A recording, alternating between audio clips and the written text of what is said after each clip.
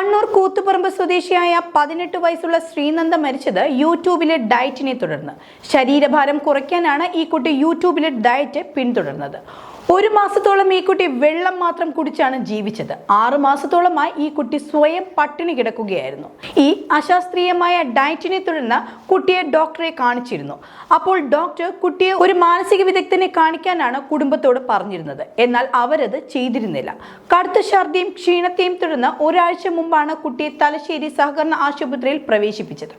രക്തത്തിലെ പഞ്ചസാരയുടെയും സോഡിയത്തിന്റെയും അളവും വൻതോതിൽ കുറഞ്ഞിരുന്നു എന്നാണ് ഡോക്ടർമാർ പറഞ്ഞത്. വെന്റിലേറ്ററിൽ കഴിയവേ ശനിയാഴ്ചയാണ് കുട്ടിയുടെ മരണം സംഭവിക്കുന്നത്.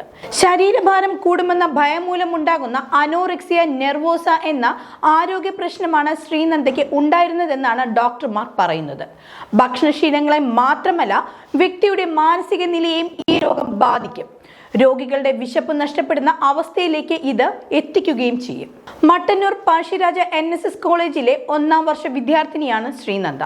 ശ്രീനന്ദയുടെ മരണവുമായി ബന്ധപ്പെട്ട് വലിയ മുന്നറിയിപ്പുകളാണ് ഇപ്പോൾ ആരോഗ്യ വിദഗ്ധർ നൽകി വരുന്നത്.